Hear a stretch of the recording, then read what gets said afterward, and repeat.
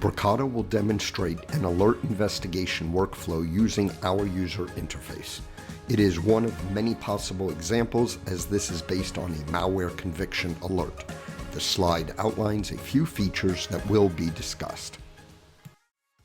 In this demonstration, we will step through a workflow on the Bricata solution where visibility provides a deeper insight into your network, linking this context directly to a threat. Using our dashboard, we see there are a number of malicious files convicted.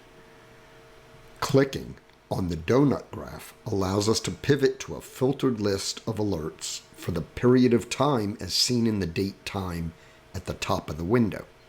In this case, the last 24 hours. With a quick glance at the list of alerts, we can drill into the alert details with a simple click.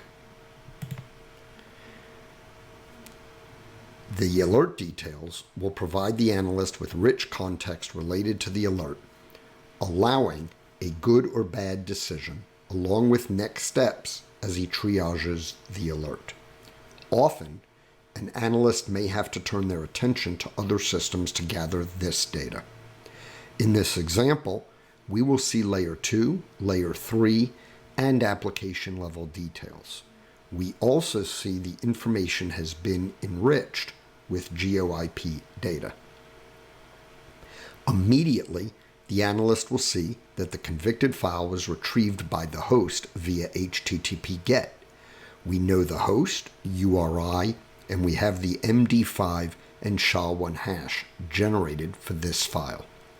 The hash can be used to further investigate the file's reputation using other research tools such as VirusTotal. Additional information is provided when you click the Malware tab. In this case, we are seeing details related to the static analysis that was performed on the file.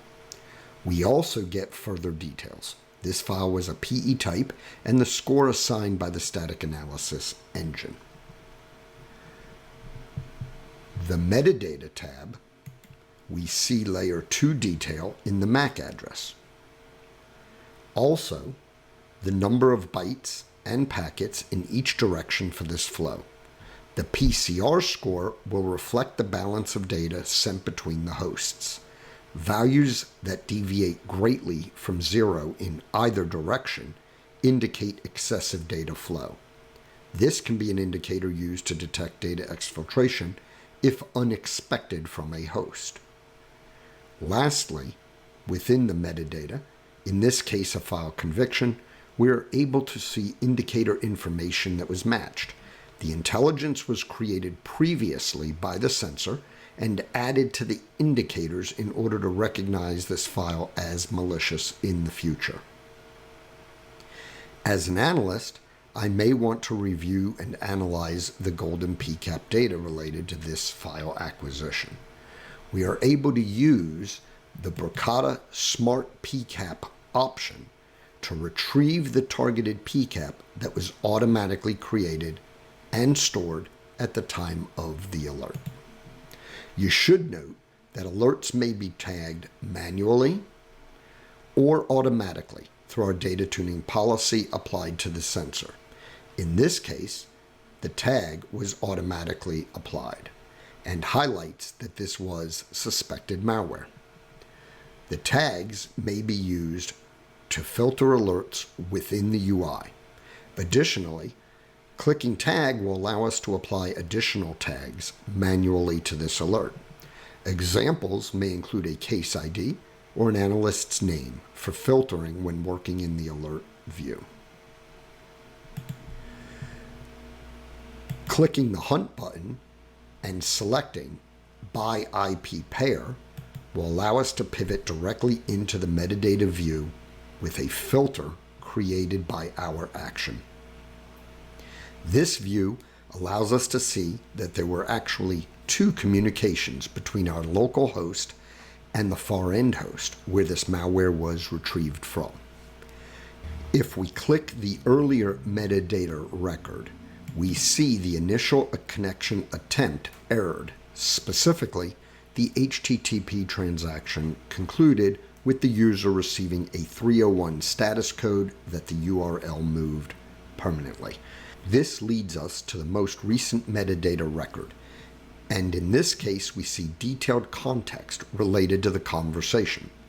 Valuable information including connection, HTTP transaction, file, intelligence matches, and PE analysis performed as the data traversed the wire.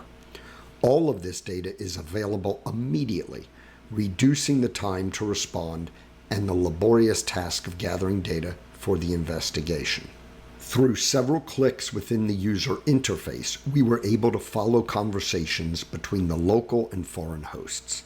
We were able to get extensive details around the alert itself.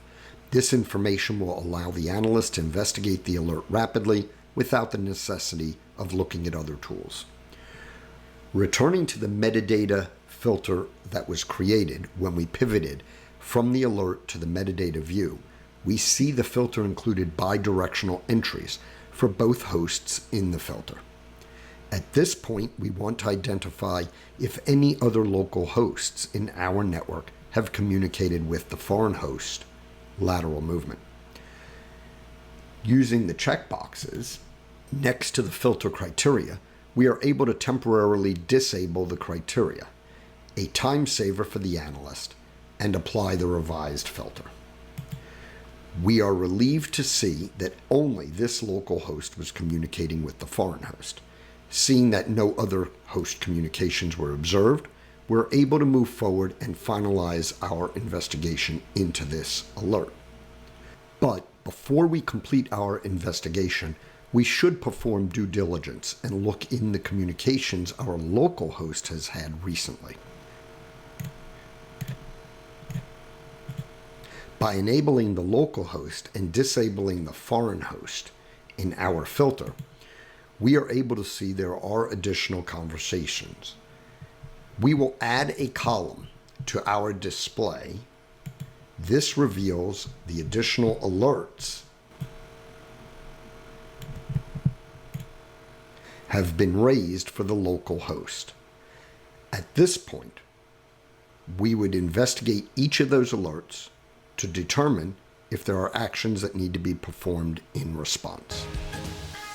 Thank you for watching this short video that provides a brief view of the Bricata solution and the rich context made available around alerts that are generated.